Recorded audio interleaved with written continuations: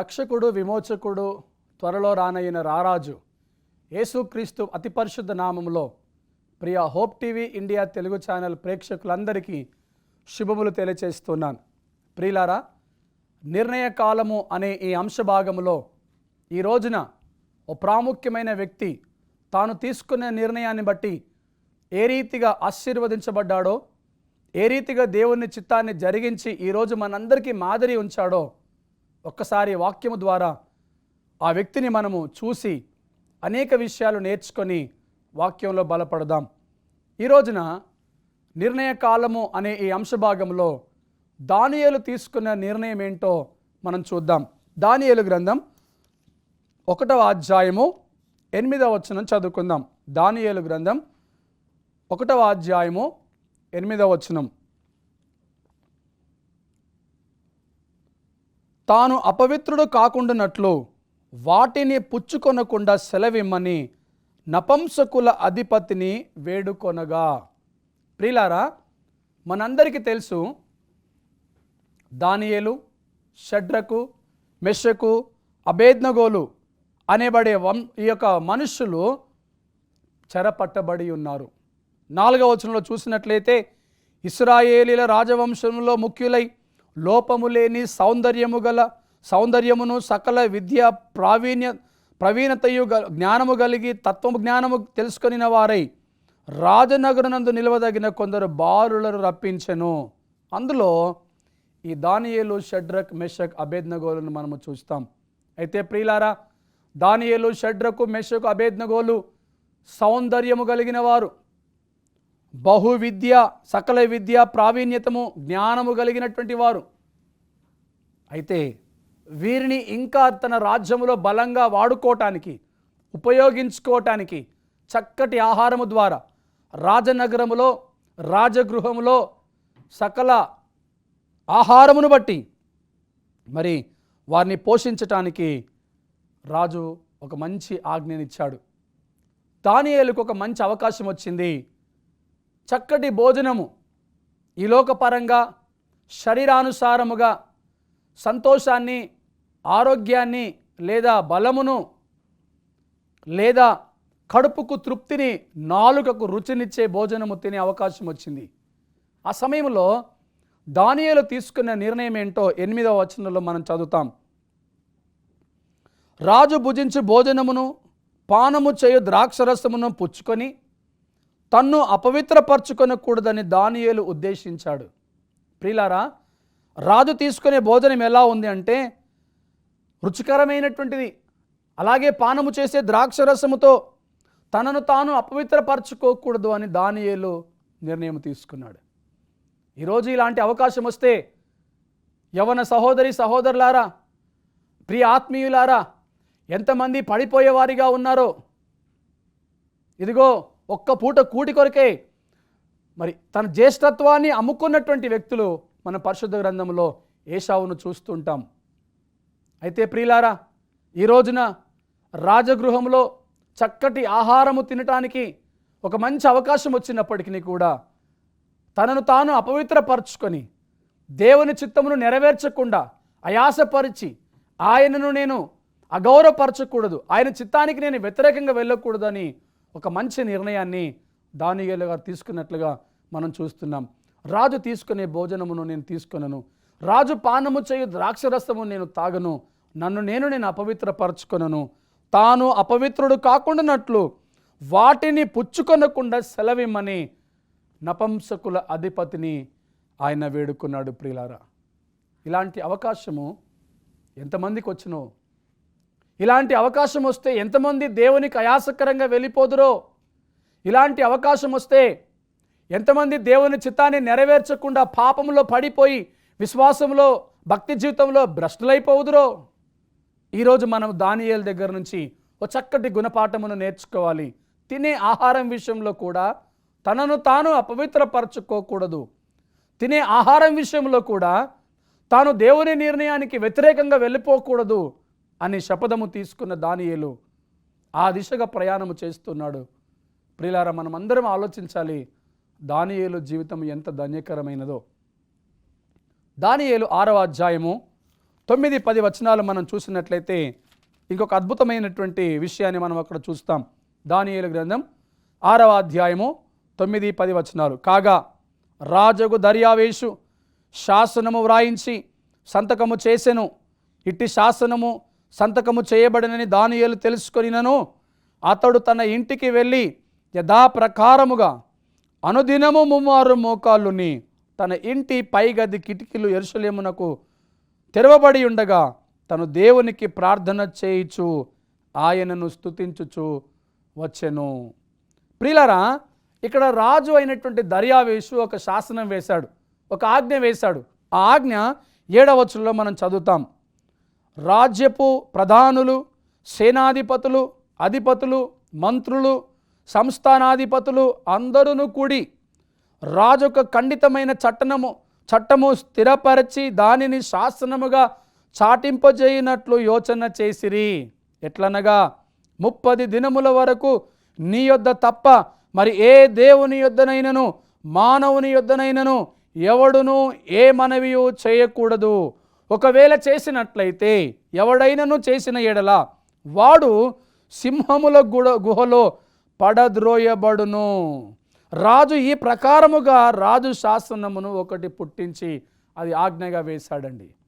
గమనించుదామా ప్రియ సంగమా, ఇక్కడ 7వ వచనంలో దర్యావేషు రాజు ఒక శాసనం వేశాడు. దానికి గల కారణం అక్కడ ఉన్నటువంటి సేనాధిపతులు, అధిపతులు, మంత్రులు, సంస్థానాధిపతులు అందరూ కలిసి ఒక ఖండితమైనటువంటి శాసనము రాజు చేత వేయిస్తున్నారు. ఆ శాసనం ఏంటంటే 30 దినముల వరకు ఎవరు కూడా రాజును తప్ప, అక్కడ ఉన్నటువంటి రాజుకు తప్ప ఇంకా ఎవరికి కూడా మనవులు చేయకూడదు. ఎట్లనగా 30 దినముల వరకు నీ యొద్ద తప్ప మరి ఏ దేవుని యొద్దనైనను, రాజు యొద్ద తప్ప ఎవరి యొద్ద, మానవుల యొద్దనైనా దేవుని యొద్దనైనా ఎలాంటి మనవులు చేయకూడదు, అంటే ప్రార్థన చేయకూడదు. ఈ శాసనము దానియేలుకు మిక్కిలి ప్రతికూలమైనటువంటి శాసనం. కారణం ఏంటంటే ఇదే అధ్యాయంలో 9వ వచనంలో మనం చదువుతాము. ఇట్టి భయంకరమైన శాసనము వేయబడినప్పటికీ కూడా దానియేలు ముమ్మారు తాను అనుదినము ప్రార్థన చేయుచున్న దేవునికి ప్రార్థన చేశాడండి. ఎంత అద్భుతకరమైనటువంటి నిర్ణయం, ఎంత ఆశీర్వాదకరమైనటువంటి ధైర్యముతో కూడిన నిర్ణయం ఇక్కడ దానియేలు తీసుకున్నాడో మనం గమనించాలి. ప్రియ సంగమా, ఆలోచించాలి.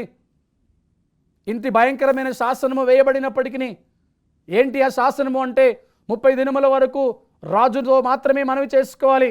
ఏ దేవుడి యొద్దనైనను ఏ మానవుని యొద్దనైనను మనవి చేయకూడదు. ఒకవేళ చేసినట్లయితే, రాజు ఆజ్ఞను తిరస్కరించినట్లయితే, రాజు ఆజ్ఞను గైకొనకపోయినట్లయితే అట్టి వ్యక్తిని తీసుకొని వెళ్ళి సింహాల గుహలో పడవేయాలి. సింహాల గుహలో పడవేయడం అంటే అది సాధారణమైన విషయం కాదు ప్రియ సంగమా. సింహాలు చంపివేస్తాయి. సింహాలకు మానవుడు ఒక ఆహారంగా మిగిలిపోతాడు. భయంకరమైన శాసనము రాయబడింది, ఆజ్ఞ చేయబడింది. అయినప్పటికీ ఇట్టి శాసనమును లెక్క చేయకుండా 9వ వచనములో ఇట్టి శాసనమును తెలిసి కూడా దానియేలు తన ఇంటికి వెళ్ళి యథాప్రకారముగా అనుదినము 3 మోకాళ్ళుని దేవుడని యెహోవాకు ప్రార్థన చేశాడని రాయబడింది. దేవుని పరిశుద్ధ నామమునకు మహిమ కలుగునుగాక. ఇలాంటి ప్రార్థనా పరులు ఈరోజు క్రైస్తవ ప్రపంచంలో అవసరమై ఉన్నది. ఇలాంటి ప్రార్థనా పరుల ద్వారా, ఇలాంటి భక్తి కలిగినటువంటి వారి ద్వారా, ఇలాంటి నీతిమంతుల ద్వారా, ఇలాంటి నిర్ణయాలు తీసుకునే విశ్వాసుల ద్వారా ఘనమైన కార్యములు దేవుడు జరిగించాలని ఈ చివరి దినాల్లో ఎదురు చూస్తూ ఉండగా నీవు నేను ఈ రోజుల్లో ఇంకో దానియేలులాగా ఉందామా? అయితే మనము దానియేలు వలె చక్కటి నిర్ణయాన్ని తీసుకోవాలి ప్రియ సంగమా. దానియేలు శాసనమును లెక్క చేయలేదు. అది తెలుసుకొనినను తన ఇంటికి వెళ్ళి మోకాళ్ళుని అనుదినము యెహోవాకు 3 ప్రార్థన చేయించు వచ్చెను. ప్రార్థన అందరూ చేస్తారండి. ఎవరి జీవితంలోనైనా ప్రార్థన చేయడము అనేది సర్వసాధారణమే. అయినను ప్రియులారా, కొన్ని సందర్భాల్లో దేవుడు మన ప్రార్థన ఆలకించలేదని, దేవుడు మన ప్రార్థనకు చెవి యొగ్గలేదని, మన ప్రార్థనలకు సమాధానము రాలేదని ఈరోజు క్రైస్తవ ప్రపంచంలో అనేకులు ప్రార్థనలో పడిపోయిన వారు ఉన్నారు. ప్రార్థనను నిర్లక్ష్యము చేస్తూ ఉన్నవారు ఉన్నారు. రక్షింపనేరకయుండినట్లు ఆయన హస్తము కురుచు కాలేదు, విననేరకయుండినట్లు ఆయన చెవులు మందము కాలేదు అని దేవుని వాక్యము సెలవిస్తూ ఉండగా, చాలామంది ఎన్నో సంవత్సరాలుగా నేను ప్రార్థిస్తూ ఉన్నాను, ఎన్నో సంవత్సరాలుగా నేను దేవునికి మొరపెడుతూ ఉన్నాను, అయినను దేవుడు నా ప్రార్థన ఆలకించట్లేదు, నా జీవితంలో కార్యాలు జరిగించట్లేదు, నా అక్కర్లు తీర్చబడట్లేదు, దేవుని దృష్టిలో నేను మరి ఎంచబడట్లేదు అని చాలామంది ఈ రోజున ప్రార్థనను నిర్లక్ష్యము చేస్తున్నారు. ఇక్కడ దానియేలు జీవితంలో భయంకరమైనటువంటి శాసనం, ఈ శాసనము తన ప్రాణం మీదకి తీసుకుని వస్తుంది. ఈ శాసనము కనుక ఒకవేళ దానియేలు నిర్లక్ష్యము చేసినట్లయితే ఇక తన ప్రార్థన చేయటము కాదు కదా, తను జీవించడానికి పరిస్థితులు అనుకూలము లేనటువంటి శాసనము అక్కడ రాయబడి ఉండగా అది తెలుసుకున్నప్పటికీ కూడా దానియేలు ఏ రోజు తన జీవితంలో ప్రార్థనను విడిచిపెట్టలేదు, ఏ రోజు తన జీవితంలో ప్రార్థనను మర్చిపోలేదు. అనారోగ్యం వచ్చినప్పుడు దేవుడు స్వస్థపరచలేదని, కుటుంబంలో జరగకూడని భయంకరమైన సంఘటన జరిగిందని, ఆర్థిక సమస్యలు తీర్చబడట్లేదని, దేవుని యొక్క సన్నిధిలో నువ్వు పెడుతున్న మొరలను బట్టి దేవుడు నీ మొర వినట్లేదని ఈ రోజున ప్రార్థనా జీవితంలో పడిపోతున్నావేమో ప్రియ సహోదరి సహోదరుడా, ప్రార్థనను నిర్లక్ష్యము చేస్తున్నావేమో, దేవుని మీద అపనమ్మకముతో అవిశ్వాసములో పడిపోయి నీవు ప్రార్థనను నిర్లక్ష్యము చేస్తున్నావేమో. గమనించాలి, దానియేలు తన ప్రాణం మీదకి తెచ్చుకున్న పరిస్థితులు అక్కడ కనబడుతున్నప్పటికీ కూడా ప్రార్థనను విడిచిపెట్టలేదండి. 22వ వచనంలో మనం చూసినట్లయితే 22వ వచనం, నేను నా దేవుని దృష్టికి నిర్దోషిగా కనబడితిని గనుక ఆయన తన దూతనంపించి సింహములు నాకు ఏ హానియు చేయకుండా వాటి నోళ్లను మోయించెను. రాజా, నీ దృష్టికి నేను నేరము చేసిన వాడను కాను గదా అనెను. ప్రియులారా, ఎంత అద్భుతమైన మాట. దానియేలుని సింహాల గుహలోకి పంపించటము ఏమాత్రం కూడా రాజుకి ఇష్టం లేదు. కారణం ఏంటంటే అప్పటికే దానియేలు మరి దేవుని యొక్క ఆత్మచేత నడిపింపబడుతున్నాడు. దానియేలు రాజు యొక్క హృదయాన్ని గెలుచుకున్నాడు. దానియేలుకు రాజు చాలా గౌరవంగా ఉన్నాడు. అదే రీతిగా రాజుకు దానియేలు చాలా ఇష్టమైన వ్యక్తిగా ఉన్నాడు. ఆయనలో ఏ దోషము కనిపించట్లేదు. అయినప్పటికీ అక్కడ ఉన్నటువంటి సంస్థానాధిపతులు, సేనాధిపతులు, మంత్రులు, అధిపతులు రాజు చేత బలవంతంగా ఒక శాసనాన్ని పుట్టించారు. ఆ శాసనము కేవలము దానియేలు కోసమే పుట్టించారు. కారణం ఏంటంటే దానియేలును దేవుడి విషయంలో తప్ప, భక్తి విషయంలో తప్ప, ప్రార్థనా విషయంలో తప్ప ఇంక దేనిలోనూ కూడా పట్టుకోలేము, అంతటి నీతిమంతుడు దానియేలు.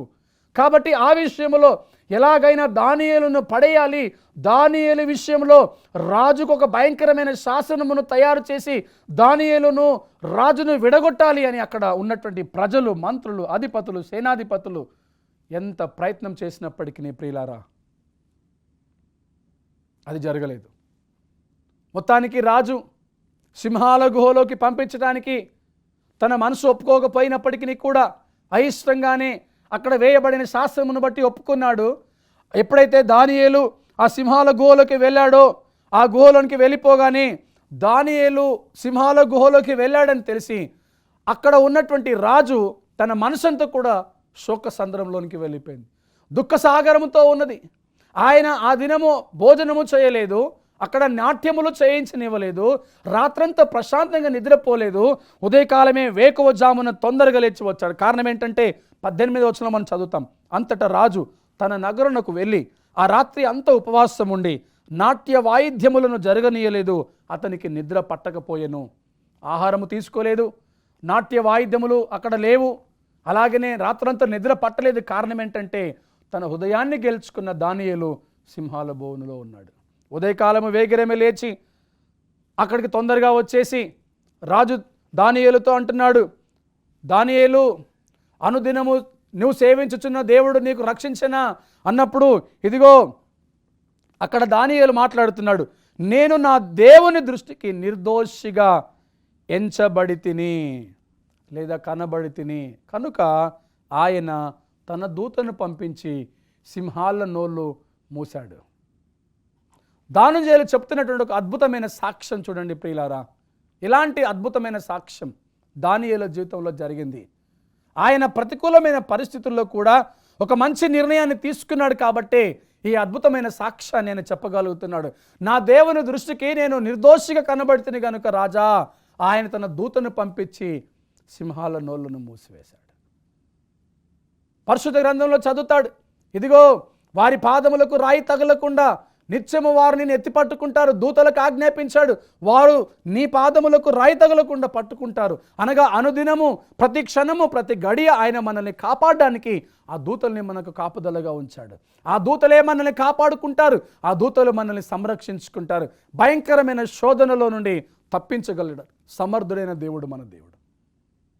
అందుకని దానియేలు అంటున్నాడు, నా దేవుడు నన్ను తప్పించి ఉన్నాడు. కారణం ఏంటంటే నేను ఆయన దృష్టికి నిర్దోషిగా కనబడి తిని. ఈరోజు మనం అందరము కూడా దేవుని దృష్టిలో నిర్దోషిగా కనబడాలి అంటే దానియేలు వంటి ఒక మంచి నిర్ణయాన్ని మనం తీసుకోవాలి. 24వ వచనం మనం చదువుకుందాం. 24వ వచనం, రాజు ఆజ్ఞ ఇయ్యగా దానియేలు మీద నింద మోపిన ఆ మనుషులు వారు తోడుకొని వచ్చి సింహముల గుహలో పడద్రోసిరి. వారిని, వారి కుమారులను, వారి భార్యలను పడద్రోసిరి. వారా గుహ అడుగునకు రాకమునిపే సింహాల పాలైరి. సింహములు వారి ఎముకలను సైతము పగుళ్ళ గొరికి పొడి చేసెను.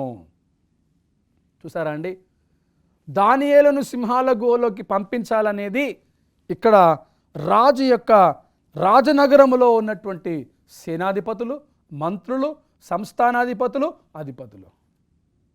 అయితే వారు దానియేలు మీద నింద మోపి దానియేలును చంపడానికి సిద్ధపడ్డారండి. కానీ మనుషుడు ఏమి విత్తునో ఆ పంటనే కోయిను అన్నట్లుగా, ఎవరు త్రోవిన గుంతలో వారే పడతారు అన్నట్లుగా దానియేలు మీదకి నింద మోపినటువంటి ఆ మనుషులు ఈరోజు దానియేలును సింహాల గుహలోకి పంపించి చంపాలనుకున్న ఆ మనుషులకే ఆ ఉరి వచ్చినట్లుగా 24వ వచనంలో మనం చూస్తున్నాం. ఈ ఉరి ఆ మనుషుల మీద రావడానికి గల కారణం ఏంటంటే దానియేలు తీసుకున్నటువంటి ఒక బలమైన నిర్ణయం అన్న విషయాన్ని మనం జ్ఞాపకం చేసుకుందాం. ప్రియులారా, దానియేలు ఆహారం విషయంలో తనను తాను అపవిత్రపరచుకోలేదు. భక్తి విషయంలో, ప్రార్థన విషయంలో తనను తాను అపవిత్రపరచుకోలేదు. తినే ఆహారం విషయంలో తన నిర్ణయాన్ని దేవుని చేతుల్లో పెట్టాడు. జీవించే జీవిత విధానములో తన జీవితాన్ని దేవుని యొక్క చేతుల్లో పెట్టాడు. ఆరాధన విషయంలో, ప్రార్థన విషయంలో తాను తీసుకున్న నిర్ణయానికి కట్టుబడి ఉన్నాడు. చావైనా బ్రతుకైనా, మంచైనా చెడైనా, లేమిలోను కలిమిలోను ఆయన దేవునితోనే ఉండటానికి ఒక చక్కటి నిర్ణయాన్ని దానియేలు తీసుకున్నాడు. ప్రియులారా, ఆ నిర్ణయాన్ని బట్టి దానియేలు మీదకి నిందలు వచ్చినప్పటికీ, దానియేలు మీదకి కష్టం వచ్చినప్పటికీ దానియేలు పడిపోలేడు, స్థిరముగా నిలబడ్డాడు. కలిగిన దానిని గట్టిగా పట్టుకున్నాడు. దేవుడు ఆయనను కాపాడుకున్నాడు, రక్షించుకున్నాడు. ఈరోజు నిన్ను నన్ను ఒక సాక్షిగా నిలబెడుతూ ఉన్నాడు. అక్కడనే 3వ అధ్యాయము, దానియేలు గ్రంథం 3వ అధ్యాయము 16 నుంచి 18 వచనాలు మనం చదువుకొని ఇంకో 3 యవనస్తులు ఎలాంటి నిర్ణయం తీసుకున్నారో మనం నేర్చుకుందాం. షడ్రకు, మెషకు, అబేద్నగోయు రాజుతో ఇలాగు చెప్పిరి, నెబుకద్నెజరు, ఇందును గురించి నీకు ప్రత్యుత్తరం ఇయ్యవలనన్న చింత మాకు లేదు. మేము సేవించుచున్న దేవుడు మండుచున్న వేడిమి గల ఈ అగ్నిగుండములో నుండి మమ్మును తప్పించి రక్షించుటకు సమర్థుడు. మరియు నీ వశమున పడకుండా ఆయన మమ్మను రక్షించును. ఒకవేళ ఆయన రక్షింపకపోయినను రాజా, నీ దేవతలను మేము పూజింపమనియు నీవు నిలవబెట్టించిన బంగారు ప్రతిమకు నమస్కరింపమనియు తెలుసుకొనుము. ప్రియ సహోదరి సహోదరులారా, యవనస్తులారా, దయచేసి ఆలోచించండి. ఈరోజు యవనస్తులు అనేకమైన విషయాల్లో పడిపోతున్నారు. ఈరోజు యవనస్తులు అనేకమైన విషయాల్లో పాపంలోనికి నెట్టివేయబడుతున్నారు. సులువుగా చిక్కులు పెట్టు పాపంలో పడిపోతున్నారు. ఇక్కడ ఈ యవనస్తులు అనగా షడ్రకు, మెషకు, అబేద్నగోలు తీసుకున్న ఒక బలమైన నిర్ణయం ఏంటంటే, దేవుని ఆరాధించడానికి అనుకూలమైన పరిస్థితులు లేవు. రాజు శాస్త్రం ఏంటంటే ఆయన నిలువబెట్టించిన బంగారు ప్రతిమకు మాత్రమే నమస్కారము చేయాలి. ఒకవేళ ఎవరైనా ఆ బంగారు ప్రతిమకు నమస్కారము చేయకపోతే వారు అగ్నిగుండంలో పడవేయబడతారు.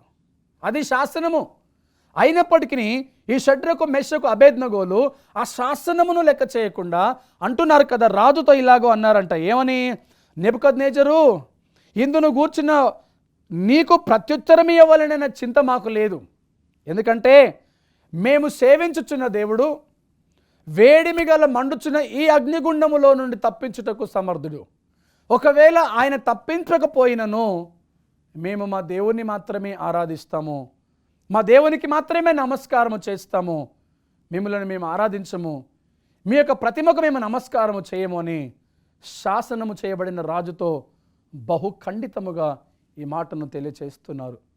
ప్రిలారా, లోకములో ఉన్న అధికారానికి భయపడుతున్నావా? లోకములో ఉన్న శాసనానికి భయపడుతున్నావా? మానవులు కల్పించిన పద్ధతులే దైవోపదేశములుగా బోధించబడుతున్నాయి. మనుషులు వాటిని ఆరాధిస్తున్నారు, వాటి ప్రకారంగానే దేవుని గైకొంటున్నారు, వ్యర్థముగా దేవుణ్ణి ఆరాధిస్తున్నారు అని దేవుని వాక్యము సెలవిస్తుండగా, దేవుని ఆజ్ఞలను పక్కన పెట్టి, దేవుని యొక్క విధులను పక్కన పెట్టి, దేవుని శాసనములను పక్కన పెట్టి, మానవులు కల్పించిన పద్ధతుల్ని దైవోపదేశములుగా బోధిస్తూ భావిస్తూ ఆరాధిస్తూ వ్యర్థముగా జీవితాలను పాడు చేసుకుంటున్నారేమో ఆలోచన చేయండి. ఈరోజు ఈ ముగ్గురు యవనస్తులు రాజుతో అంటున్నారు, ఈ మండుచున్న వేడిమి గల అగ్నిలో నుండి తప్పించడానికి మా దేవుడు సమర్థుడు. ఒకవేళ తప్పించకపోయినను మేము మాత్రం మా దేవుని ఆరాధిస్తాం. ఈ బంగారముతో చేయబడిన ప్రతిమకు మేము నమస్కారము చేయము. కారణం ఏంటంటే దేవుని ఆజ్ఞ ఆకాశమందే కానీ భూమి మీదనే కానీ దేనికి నన్ను సాగిలపడకూడదు, నమస్కారము చేయకూడదు. ఆజ్ఞ అతిక్రమమే పాపము, పాపము వలన వచ్చు జీతము మరణము అని ఈ యవనస్తులకు తెలుసు. కాబట్టి ఆజ్ఞను అతిక్రమించి పాపము చేయకూడదు అనే బలమైన సంకల్పముతో వారు ఉన్నారు, బలమైన నిర్ణయం వాళ్ళు తీసుకున్నారు. కాబట్టి వారి నిర్ణయంలో వారు నిలకడగా ఉన్నారు, స్థిరముగా ఉన్నారు, పాపములో పడవేయబడటము లేదు. కనుక ప్రియులారా, నీవు తీసుకునే నిర్ణయం ఆయాసకరముగా ఉన్నదేమో, దేవుని చిత్తాన్ని నెరవేర్చకుండా ఉన్నదేమో, ఒక మంచి నిర్ణయం తీసుకుందామా?